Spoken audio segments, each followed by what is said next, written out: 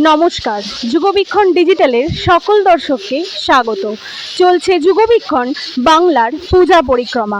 এই মুহূর্তে আমরা রয়েছি বাংলা তথা কলকাতার বিখ্যাত এবং অগ্রণী পূজাগুলির মধ্যে অন্যতম চেতলা অগ্রণীতে।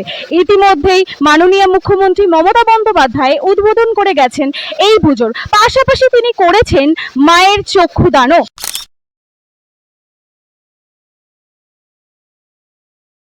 এই বছর তাদের থিম অমৃত কুম্ভের সন্ধানে। অপরূপ সজ্জায় সেজে উঠেছে প্রতিমা এবং মণ্ডপ। যুগবীক্ষণ ডিজিটালের ক্যামেরায় দেখুন অপূর্ব প্রতিমা সজ্জা ও মণ্ডপ সজ্জা।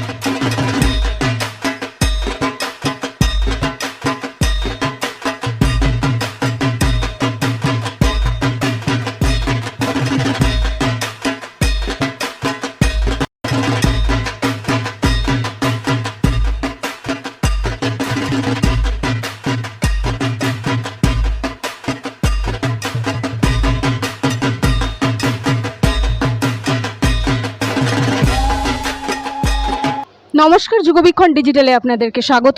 এই মুহূর্তে যুগবীক্ষণ ডিজিটালের মুখোমুখি চেতলা অগ্রণী ক্লাবের সেক্রেটারি এবং ক্লাব সদস্যরা। এবছর মূলত চেতলা অগ্রণী কত বছর বর্ষে পদার্পণ? আমরা এবার 33 বছর বসে পদার্পণ করলাম। এবছর আপনাদের ভাবনা কি? এবছর আমাদের ভাবনা হচ্ছে অমৃত কুম্ভের সন্ধানে। এটার ব্যাপারে পুরোটা যদি ডিটেলস বলেন। হ্যাঁ, আমাদের এবছর মেন এই যে আমাদের থিমের ভাবনা অমৃত কুম্ভের সন্ধানে, এটা আমরা আসলে সমরেশ বসুকে ডেডিকেট করেই রেখেছি। তো শুরুতেই বলবো যে ব্রহ্মার বরেই আমাদের দ্বারকাসুর যখন অমৃতত্ব লাভ করে, তারপরে তার এক ছেলে, তার নাম হচ্ছে বালি, সে তখন 3টে দেশ তৈরি করে, আলাদা আলাদা 3টে পৃথিবী তৈরি করে, সোনা, লোহা আর তামা। এবং তখন সেই বরে অমরত্ব লাভের মাধ্যমে তাকে একটা ফাঁকও রেখে দেয় যে তোমার বধ যখন তার পাপের করা পূর্ণ হবে, তখন তার বধ শিবের এক মহামানবিক তীরের মাধ্যমেই হবে। এবং তারপরে এই অমরত্ব লাভের পরে তখন তারা সমস্ত যখন বিশ্বে নানা রকমের তোলপাড় শুরু করে দেয়, তখন তাদের সেই ওই অবস্থা দেখে দেবগণ ভয় পেয়ে যায়। দেবগণ ভয় পেয়ে তখন শিবের কাছেই শরণাপন্ন হন এবং শিবে সেই সময় ধ্যানরত থাকেন। ধ্যানরত অবস্থায় শিব বুঝতে পারে যে সেটাই হচ্ছে ওই মহেন্দ্রাক্ষণ, যখন 3টে পৃথিবী সোনা, লোহা আর তামা একই লাইনে চলে আসবে, যেটা আমরা বাইরের কক্ষপথে দেখিয়েছি। সেই সময় শিব তার এক তীরে 3টে পৃথিবীকেই ধ্বংস করে দেন এবং ধ্বংস করে এই বিশ্ববাসীকে বাঁচায়। এবং বাঁচানোর পর যখন বিশ্ববাসীর সমগ্র এই অবহেলার অবস্থা দেখে, তখন সেই দুঃখে শিবের চোখ থেকে কয়েক ফোঁটা জল আমাদের এই পৃথিবীতে পড়ে। সেই জলের থেকেই আমাদের এই সৃষ্টি হচ্ছে রুদ্রাক্ষের। এবং সেই রুদ্রাক্ষটাকেই আমরা প্যান্ডেলের মধ্যে সমস্ত নানানভাবে তুলে ধরেছি, যেখানে এই মণ্ডপের মধ্যে আমরা বোঝাতে চেয়েছি আমরা সবাই সমুদ্র মন্থনে দাঁড়িয়ে আছি। শিবের মধ্যে একটি আধ্যাত্মিক শক্তি রয়েছে, সেই শক্তিতেই এখানে আমরা মা দুর্গাকে তুলে ধরেছি, যেখানে মা আদ্যারূপে এখানে পূজিত হয়েছে। মায়ের মাথার উপরেও দেখা যাচ্ছে প্রচুর রুদ্রাক্ষ রয়েছে। হ্যাঁ, মাকেও রুদ্রাক্ষ দিয়েই মায়ের সমস্ত অর্নামেন্টস বা রুদ্রাক্ষই হয়েছে। এবং যদি দেখেন তো ওপরে দেখবেন আমরা এই যেটা ঘুরছে, এটাকে আমরা পুরো বিশ্ব ব্রহ্মাণ্ডই দেখাতে চেয়েছি। সুতরাং মায়ের মধ্যেই যে পুরো বিশ্ব বিরাজ করছেন এবং শিবও যে তারই একটি অংশ, সেটাই এখানে তুলে ধরা হয়েছে। বাঙালির একটা দুর্গাপূজার মধ্যে একটা অন্যতম ডেস্টিনেশন হচ্ছে চেতলা, তো প্রতি বছর তো মানুষের ভিড় থাকে, তো কবে থেকে সাধারণ জনগণের জন্য খুলে দেওয়া হচ্ছে এবছরের পুজো? আমরা তৃতীয়া অর্থাৎ 24 তারিখ সন্ধ্যে 6টা থেকে খুলে দিচ্ছি। এবছর মানুষের যে ভিড় থাকে সেটা নিয়ে কতটা আশাবাদী? দেখুন, আমাদের কাছে সবথেকে ইম্পর্ট্যান্ট হলো মানুষের ভিড়।